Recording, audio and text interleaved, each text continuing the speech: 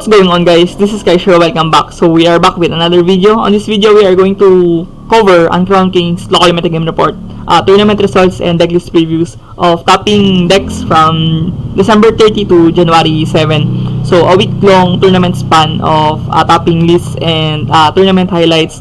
So this is post January 2024 ban list. So we are going to cover the decks here after the ban list, recently concluded ban list of 2024. And our first ban list of the year as well. So these decks are catered to the new format that we are having right now. And also, it's been a long time since we have done this kind of video, no? Because of the holiday season, I got too busy and I don't have time to share decks on our page here on Uncrowned Kings. So now I have a luxury of time to share decks, topping decks here, and we're going to do the video of covering them once again. So without further much ado, let's start. Coming at first, we have Toy Shogun year-ender tournament with Jonard Cabantog's third place Fluandris deck profile. So this Fluandris is gaining traction recently because of the R3 map that they've gotten from the previous ban list recently. So they are now more consistent, and Fluandris is one of the better decks that you can play on the format right now because it has effective matchups against the graveyard-centric decks like Snake Eyes and other fire decks that runs Promethean.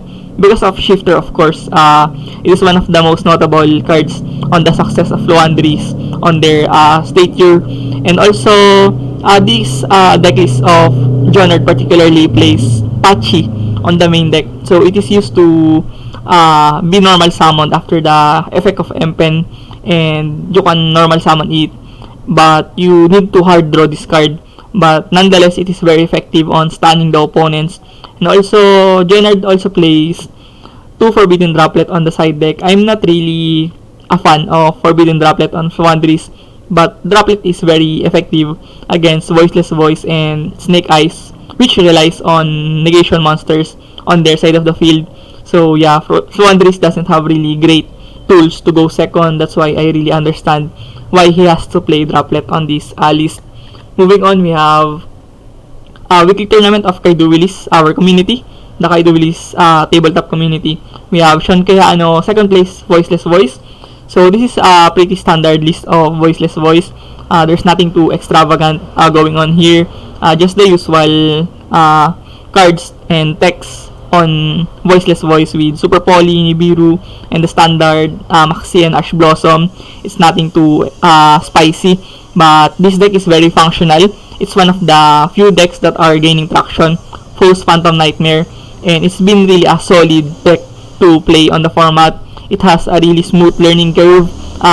This deck is quite easy to learn, but I think this deck is actually hard to pull off on premier tournaments and big tournaments because of the decision making that you need to unravel on this deck. You need to have precise decision making on using your interruptions using this Voiceless Voice, because you don't really have a lot of interruptions and negations on this deck. So you need to perfectly use each one of them on the process.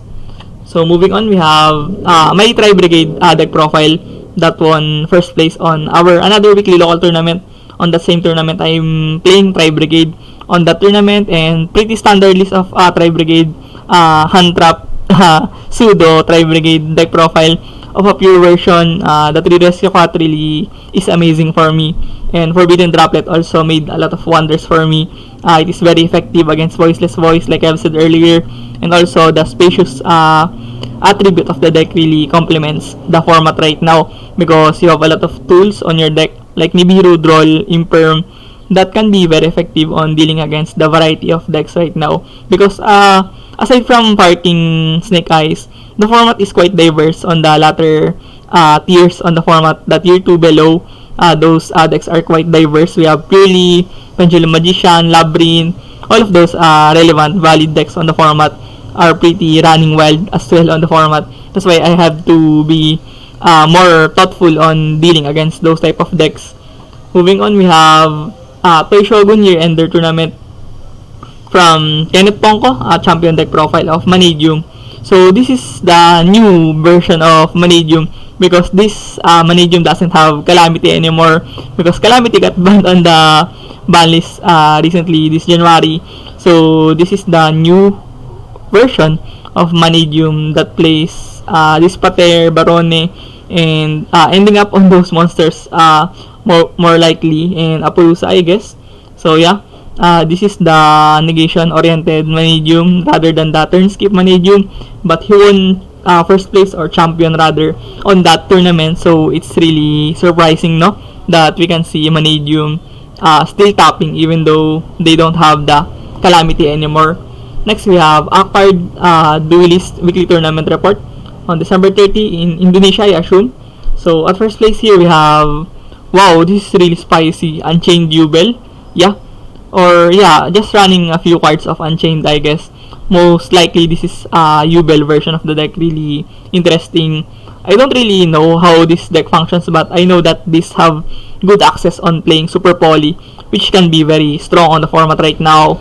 You can really auto-win against Voiceless Voice, and also very effective against Rescue Ace and Snake Eyes and Fire King as well, being them fire attribute monsters.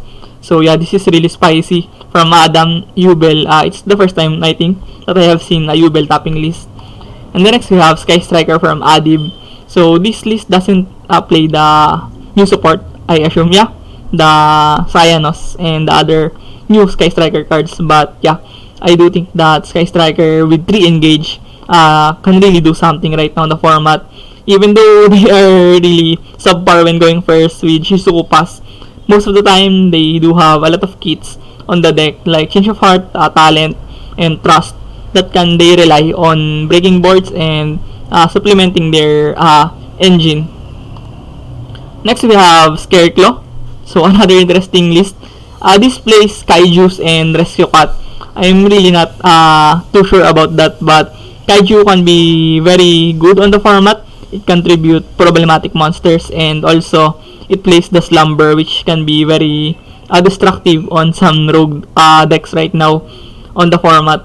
And then next we have, wow, what is this? Adamant Magnet. So Adamant Activator with magnets, no? So yeah, this is very spicy. I'm not really sure how this deck works.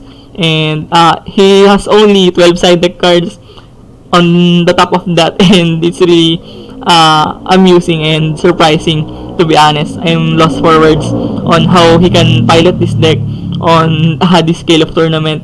And also he plays Book of Lunar Eclipse. It can be really what do you call this? Hold on. Quite situational, no? I don't really see how Book of Eclipse can be very good right now in the format. But yeah, I guess this works for him. And then moving on, we have Headquarters Hobbies and Card Games. At first here, we have Vanquish Shoal. So quite standard list of Vanquish Shoal. Plays the Small World package to search a lot of things on the deck. And also plays There Can Be Only One on the side deck, which is very strong. When going first, it's one of the most legitimate floodgate options of Vanquish Shoal that they can play to stand the opponents right now. And then next we have Infernoid. Yeah, Infernoid with Horus and Snake Eyes. And Dogmatic as well. So yeah, Infernoid pile deck with Reasoning and Grass. So this deck can be very explosive when they can draw the Reasoning and Grass, because they get so much value when they can pitch their cards on the graveyard. And also it plays Enemy Controller, really enticing here. Enemy Controller can be very powerful when you know what you're doing on this card, and you know how to handle the boards of your opponent. So Enemy Controller can be a very surprising card here. And next we have Eldritch. The good old Eldritch still has it, no? Relying on floodgates like Skill Drain, Summon Limit, Rivalry, Mistake. Especially Mistake. One mistake can really win you the game, to be honest, against the meta decks on the format. Because meta decks right now really heavily relies on adding cards from their main deck to their hand.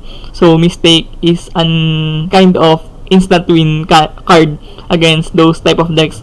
And also this deck has a very strong going first with Border and a lot of powerful trap cards here like the Ice Dragon Prison and Solemn Judgment.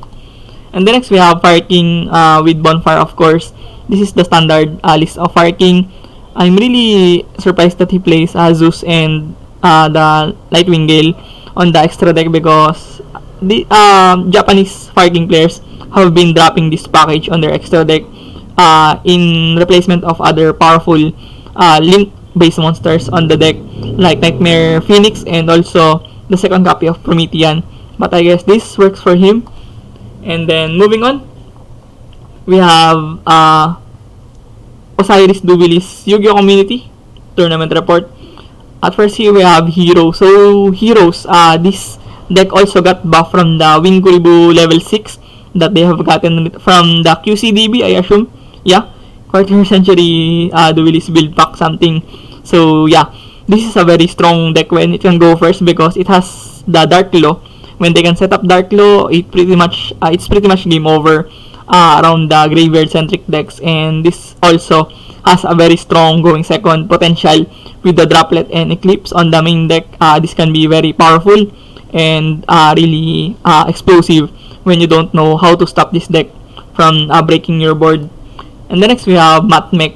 So yeah, Matmech got a little bit cheaper because the Alimbertian got reprinted on the QCDB as well, and many players have picked up the deck, and it's one of the better mid-range decks that you can play, very consistent when you can draw the Small World and Silent Mining, of course, and also the Super Factorial is very insane and reliable when you can set up this card along with powerful hand traps like Veiler and Imperm and Ghost Bell. Yeah, this can be really powerful when trying to stop combo decks on the format.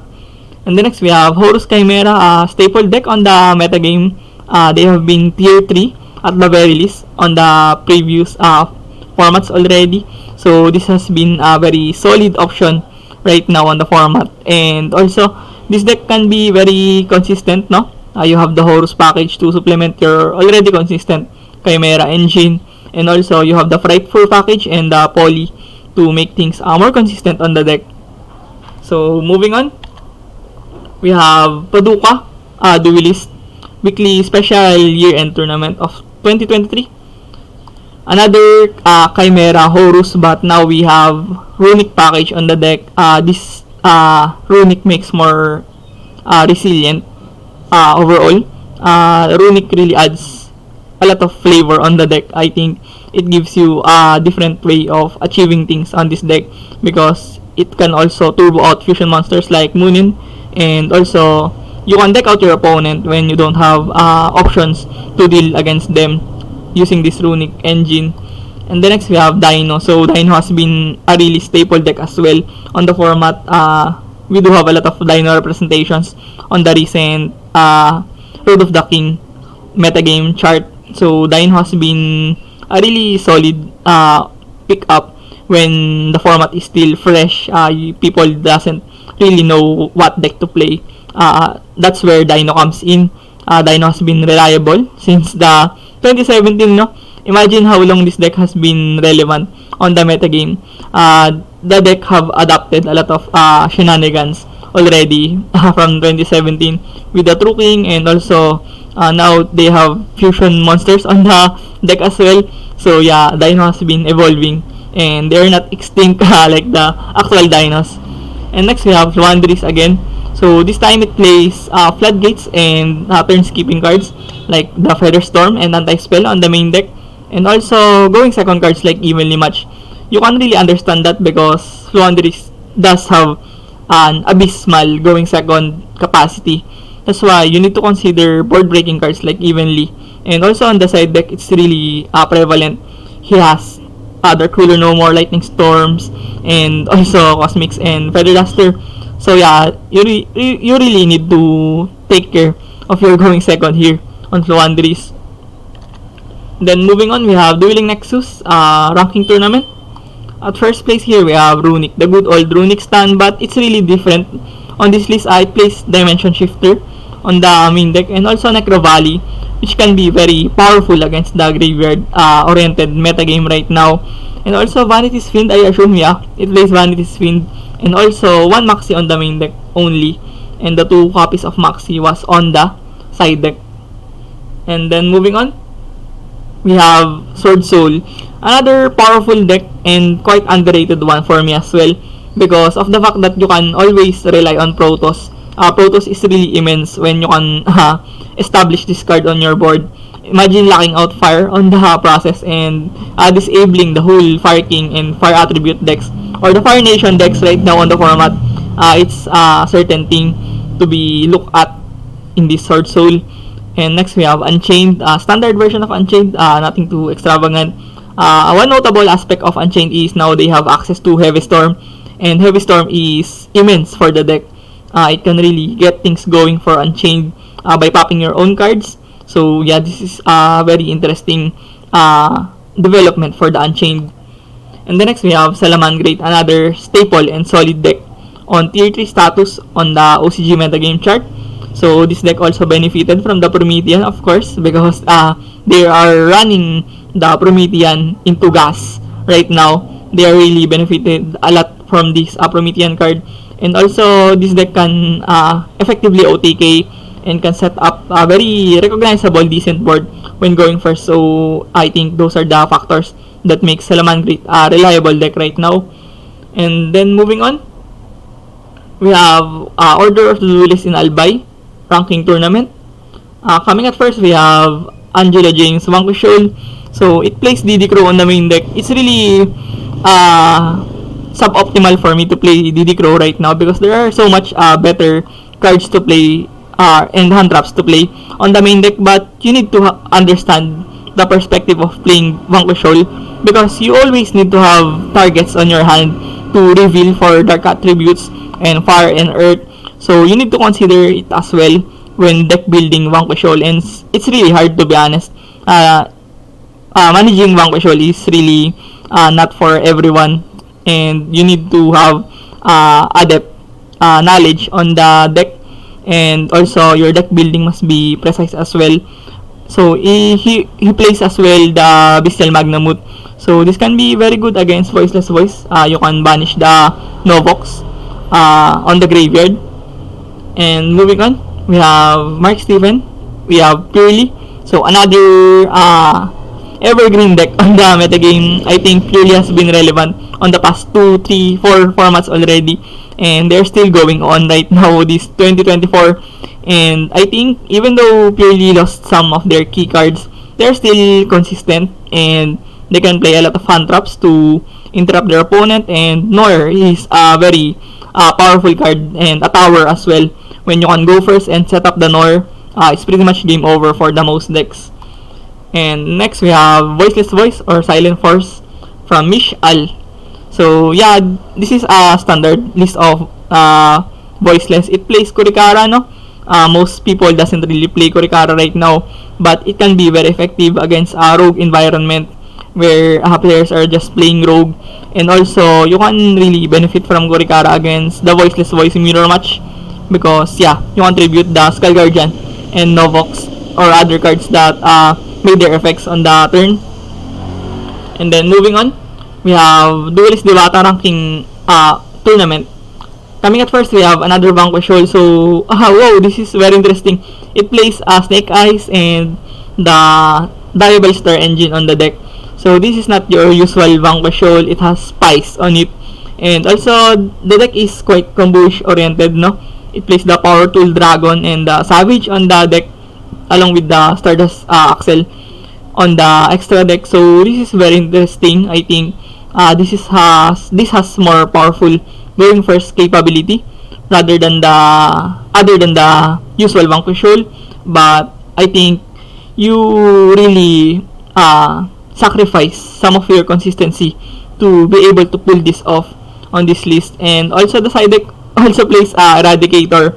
Very interesting. I think you can really catch people off guard using the Eradicator when they don't really know what you are siding against them, and you can just pull off this Eradicator and basically eradicate all of the spell relevant cards on the metagame right now. And the next we have Fire King. So this has without Bonfire. Wow. So this is the budget version of Fire King. It only plays the Sinful Spoils package and the small Snake Eyes package on it as well. It also plays Tenki on the main deck, and yeah, I think this is one of the better lists that I have seen on playing budget Fire King. So it's one of the things that you can look at or use as a reference when building the deck. On the side deck, it's pretty much really unconventional. He plays Ghost Ogre and Artificial Lancea. Those can be very tricky right now on the format. And then next we have another Vanquishol. And yeah, this doesn't have the Sinful Spoils. I thought it's the same Vanquishol as earlier. But yeah, it's different. It plays Kurikara on the main deck. And there can be only one as well. So yeah, this is a pretty balanced deck. He really wants to go versatile on this list. Supplementing his going first with there can be only one, and supplementing his going second with Kurikara and Nibiru. And also on the side deck he plays Lava Golem, so he's not afraid to commit his normal summon on breaking boards of his opponent. And then moving on, we have Central Borneo Duelist weekly tournament. At first here we have Invoke Dogmatica, Sinful Spoils. So yeah, this is also underrated for me as well. When you see Voice taking in the Shadal Schism and the Nadir Dogmatica package on the deck, it really speaks volume on how effective Winda can be on the format. When you can establish Winda, you get so much agency on leading the game because you are limiting your opponent to only one special summon, and also you have things like Megaba to protect your board on this Invoke Dogmatica decklist. And the next we have or rather Naturia Horus. Oh, it doesn't have the Horus, only Runic Naturia. So yeah, this is the TCG-esque deck profile of Naturia Horus, popularized by Joshua Skint. So this Alice doesn't have the Calamity anymore, so they will rely on setting up something like the Naturia Beast, which is very insane right now because 40% of the main deck of some decks on the metagame relies on spell cards. So Naturia Beast is almost instant win against those decks. And against Runic as well, this can be very abysmal to pair against because Runic really relies on spell cards only. So Naturia Beast is like an auto-win card against them. And then next we have Pendulum Supreme King Magician. So this deck really fell off, no? Because of the popularity of Anti-Spell Fragrance. With Anti-Spell, this deck really struggles a lot post game 2 and 3. And it's been a real struggle around the metagame right now. The inclusion of Anti-Spell on the side deck of 80%, 70% of most people runs Anti-Spell right now. So it's been a thorn to the path of Supreme King Pendulum Magician. But nonetheless, it's still a fairly explosive combo deck. Can play a lot of hand traps. On this list, he has 3, 6, 9 hand traps. And also with Gold Buy and Cross Out. So you don't really have a lot of space to work around. So I think 9 hand traps should be fine on a combo deck like this. And the next we have we have Centurion Horus now. And this deck also lost the Calamity, but they're still doing fine, no? I've been seeing several taps of Centurion Horus even losing Calamity. So it speaks volume on how resilient the Centurion can be. And on top of that, they still haven't got their support. So this deck will only get better if they have gotten the correct support on their deck. And then moving on, we have Time Walk, Ranking Duel, weekly tournament. At first place here, we have Dragon Link. So this Dragon Link has been a controversy on Master Duel because they have lost the Chaos Ruler and on TCG as well. This is a very controversial deck on the TCG, but on OCG, it still keeps on topping tournaments. It's still as consistent as ever, even though they have lost the Chaos Ruler. It is still one of the most probable combo decks to play on the format, and also Bestials can be very good against Voiceless Voice, like I've said earlier. And now they're relying on Black Metal Dragon to start their plays, rather than just relying on Seyfert. And also, Grass Dragon Link has been a thing as well with the Grass and Chamber and Tidying engine on the deck. It's one of the few variants of Dragon Link that can do well on the format right now. And then moving on, we have Infernoid. 50 card Infernoid only. It doesn't play Grass, no? Yeah, it doesn't play Grass.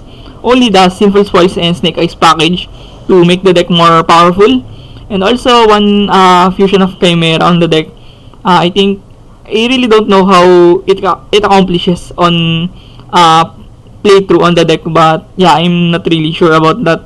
I think it's really techy at most. And on the side deck, it plays Book of Eclipse. I think it's one of the few cards that you can rely on using this Infernoid. But I would rather play Forbidden Droplet if I'm going to assess this deck list, because Forbidden Droplet is more effective than Eclipse right now. And then moving on, we have Dragon Link. I think it's the same deck list. Yeah, it's the same.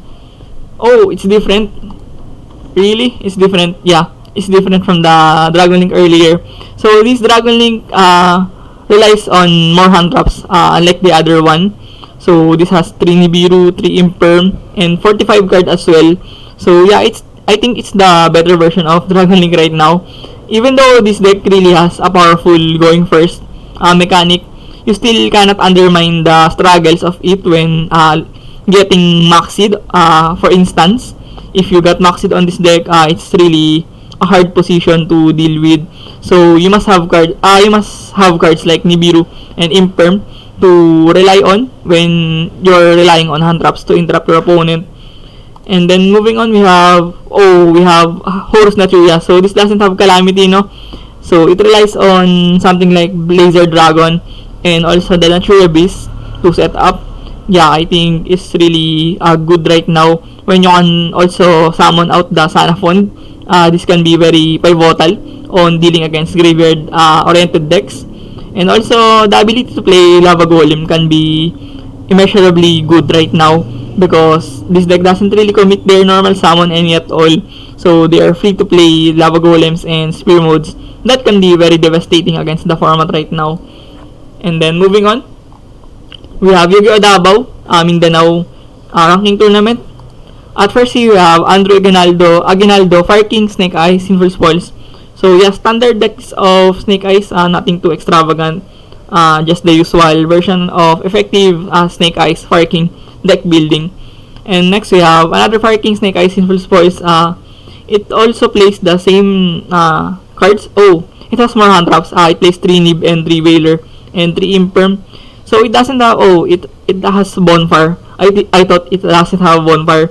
So on the side deck, it's really interesting. It plays Dimensional Barrier. Right now, the barrier have lost its popularity, unlike the previous format where you have to stop purely. So now it's only optional, and also summon limit over anti-spell is quite controversy as well, but you can really vouch for that, and summon limit can be more difficult to deal against on other decks. And then next we have Rescue Ace, Sinful Spoils. So this is the aftermath of Rescue Ace. Post ban list, they have lost copies of Emergency, and the deck has a lesser consistency now, but they still have ways to figure it out using the Bonfire and the Populous on the deck.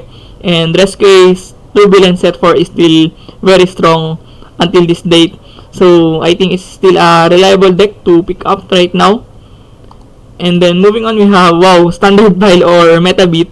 So yeah, the standard Border Patchy Ryo with Necro Valley and Clockwork Knight. Really hard to deal against this deck when it can go first. The only struggle is when you lose the die roll. You really lack the resources to break boards using this deck.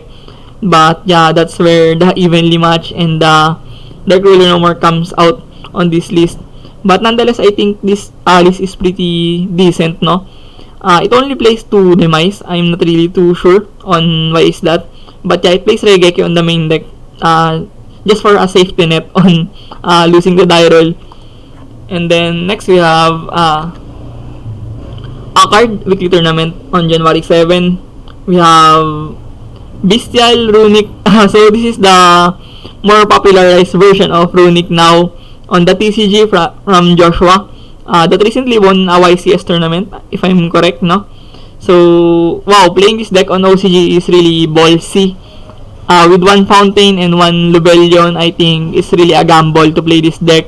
And yeah, it's really outward dangerous to play this deck with only one Lubellion and one Fountain, but it can work. I think it can work because the Bestial, or rather the branded Pseudo Bestial package on the deck can really work wonders for you when you can set up something like the Dispater and Barone, and also it supplements the Runic when Runic is such a slow and grindy deck that really aims to stun the opponent. So on this list it's different. You need to have you need to do something on the first turn at the very least and set up multiple interruptions and rely on your Runic draw power to empower the deck moving forward. So yeah, moving on, we have Voiceless Voice, another Voiceless Voice. It plays There Can Be Only One on the main deck. I really like this one. I think There Can Be Only One is quite underrated on Voiceless Voice. It can really empower your going first capability because it really struggles on scenario where your opponent can break your board. So the Floodgate can be a variant that can save you from getting annihilated by much more faster decks than you. And next we have Sky Striker here. So I think it's a different pilot from earlier, but yeah, I think it's the similar list from earlier, so I'm not really going to ponder on it too much. Next we have Horus Centurion with Tyrions on the main deck. So it's nice to have alternative way of winning the game other than setting up your Horus on turboing out the Photon Lord or relying on the Centurion package to make something like Cosmic Blazer. So now it has Tyrion's package that can give you negation from the Regulus. So it has a better going first rather than the list earlier. And then yeah, moving on, we have Duelo Iloilo Yu-Gi-Oh! Association Ranking Tournament. At first here we have Mechanico Dogmatica. So this is a spicy list from D1 Daroka. I think this list can be very good. You can be quite solid when going first with the Mechanico and the Diviner and the Schism package on the deck. It really makes you more viable when going first. And also the going second of Mechanico is as is. It has a solid foundation of passage to OTK the opponent. So it can be very strong when going second, paired with cards like Nadir Servant that can pitch something like Entis to break the boards of your opponent, and also Maxi is there for you, and Nibiru can be very strong on Mechanico as well. So yeah, I think I cannot really undermine Mechanico. It's one of the most underrated decks to play on the format, and it can really surprise people, just like the Japan YCS tournament last year, where Mechanico have topped that tournament as well. So when people undermine and underrate the deck, I think it's where Mechanico shines on that regard. And the next we have Voiceless Voice, a standard list of Voiceless Voice, but I really like the fact that he plays Extravagance and Prosperity on the main deck. I think you need to boost the consistency of Voiceless Voice, because on paper this deck has been really consistent with 3 continuous spell and 2 prep rights and also 3 Novox and 3 Diviner. On paper this looks very consistent, but when you try to play it, there's a couple of times where your hand really does nothing, to be honest. So you need to have urgency to play Extrav and Prosperity to boost your consistency on the deck as well. And moving on, we have Draco Slayer. So another version of Pendulum Magician that can be very interesting now. It plays the performable Draco Slayer here, and also it plays Solemn Judgment on the main deck. I think it's one of the things that he can rely on to protect his board.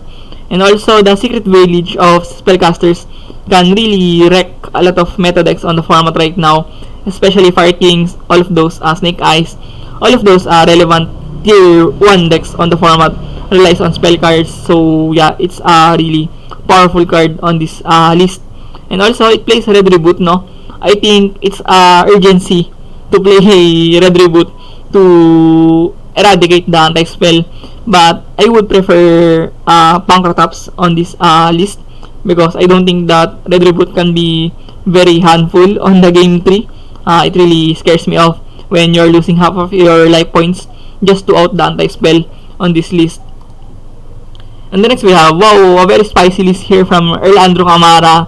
Attorney Earl Andrew, shoutouts to you once again with this Horus, Snake Eyes, and Volcanic. Really interesting. I'm not really too sure on how this deck functions, but you have the edge of using Snake Eyes on establishing your board using this list, and also the Horus can give you something like Photon Lord, so you're really not losing too much on resiliency and consistency on going first, paired with full spoils, of course. And also the Volcanic can burn damages, of course, so you have a lot of things to consider when playing against this deck, whether you pop cards on his board, but it gives them value for him as well using the Snake Eyes and Promethean package on the extra deck. But yeah, he has a lot of ways to win the game using the Volcanic and the engine of Horus and Diabellstar on this list. So it's really crazy on this list to look upon. And then moving on, we have the last deck list, I assume, on our tournament report here, local metagame report on this video. We have Dark World Unchained of Tom Riddle, Lord Voldemort himself, plays Yu-Gi-Oh! We have Unchained Dark World. So this list has been popularized by the locals of Japan and Chinese environment. So this has been frowned upon on the OCG because many people are not playing this deck due to the fear of Maxi, of course, because Maxi hurts a lot against this deck. But I think it's the more explosive variant of Unchained right now, and I think it's worth looking at because the explosiveness of this deck is really a thing, and you cannot really underwhelm this deck on explosiveness. It can really break boards when even losing the die roll, and also Unchained has been Unchained. You can set up multiple interruptions using the Unchained and pop cards and negate special summons on top of that. So this is a very powerful deck. I think a very sleeper deck right now in the format, and I think most people should look upon on this. Most Unchained players should look upon on this variant as well. So yeah, that sums up our December 30 to January 7 Uncrowned Kings local metagame report, tournament results, and decklist previews. Thank you for watching this video. I hope you do learn something from our video today, and hit the like button if you like this kind of content, and please subscribe to my YouTube channel as well to show support. So I'm nearing 1K subscribers on this YouTube channel. I cannot wait to achieve that milestone with you guys. So once again, thank you for watching. See you in the next one. Peace.